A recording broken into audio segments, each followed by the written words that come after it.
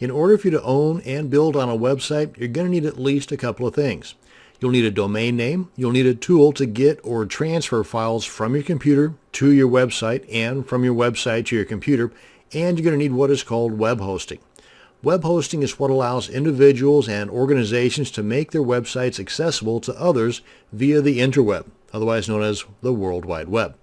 You can see that when you do a Google search here for web hosting, you're going to get over 500 million results popping back at you. So you can see there's no shortage of options to choose from. This video will help you in your search. While it is possible for you, the individual, to have your own hosting service on your own computer at your own home connected to the internet, that's not what I'm going to be talking about in this video, because 99.9% of you will be purchasing web hosting from a company that specializes in hosting websites.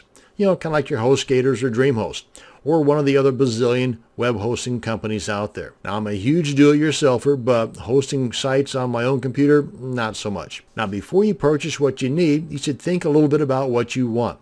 What is your end goal here for your website? Now, I know that there will be some changes as your site evolves, but in order for you to get started in the right direction, you should at least have a bit of a plan laid out first. For example, ask yourself these questions, and grab your pen and paper and write them down. What is my budget for getting things started? How long will that budget last without any income? Will I need a bunch of traffic just to break even?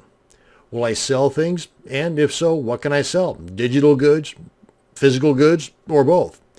Will you be hosting large file downloads? Will you have videos on your site? Will I need a secure connection in order to accept credit cards? These are just some of the questions you should write down and refer back to as you do the research for the hosting service you're looking for. Now, I want to first off point out a good resource to go to and a bookmark, and that's our buddies over at Wikipedia. Just do a search there for web hosting service and you'll end up over here. And if we scroll down a tad bit, and under types of hosting, these guys give a great demonstration of each type of possible web hosting you would be interested in. From the free that I would highly recommend not getting into, to the shared, which is the most popular and a great way to start things out. Next up would be the reseller web hosting, virtual dedicated server, or the VPS, virtual private server, dedicated hosting, and they give you a bit of a comparison between each of these. And this kind of starts off with the least expensive, that being free, and goes up to the most expensive, which is the co-location. Now, cloud hosting is kind of sort of one of the newer guys, and this is ideal for a lot of reasons, but it has a couple of drawbacks that may be deal breakers for you. So by all means, check into these as possible options.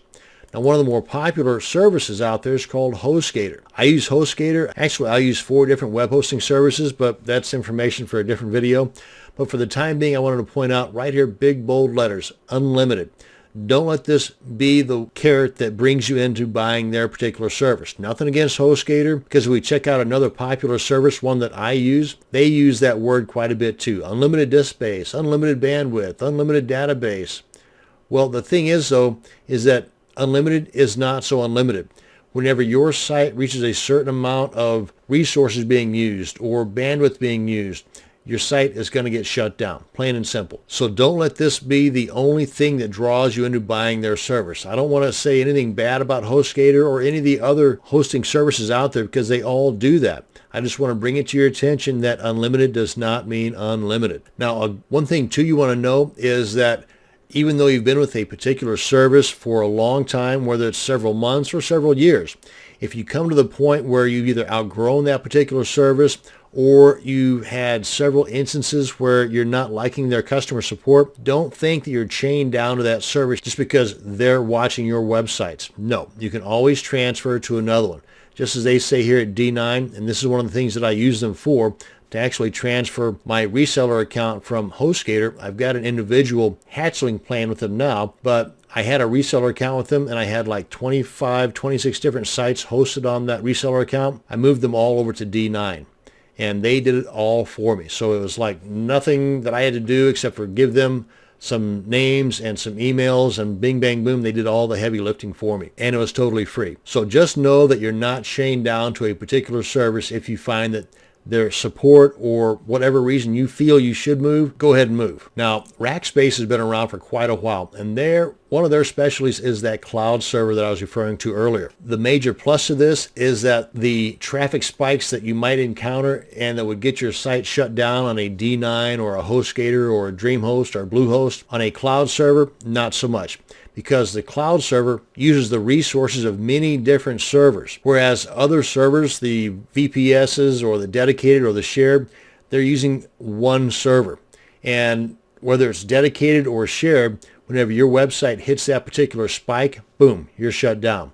These guys, whenever you hit that particular spike, they share those resources out over other servers. So you never really experience a spike. You never get shut down as a result of using excessive resources. The drawback to a cloud type server is that they are being shared over several different servers. So if privacy is a big issue to you in that respect, I mean, they say that everything's secure, but comparing that to a dedicated server, which is on one physical location, and on a cloud server, it's over the course of several different physical locations. If that's the deal breaker for you, well, you should consider that in deciding on if you're going to move everything to the cloud or not. A couple of tools I want to mention here. Uptime Robot at uptimerobot.com. Totally free, and this is a service that will monitor and alert you when your site or sites are down. They'll send you an email or a text message, and if it happens enough times, you might want to consider that as a way of saying bye-bye Hostgator or bye-bye Dreamhost. Another neat tool is if you come across a site that loads super fast and you visit it regularly and you never see that it's down and you want to see who their hosting service is, this is the site you want to check out, whoishostingthis.com.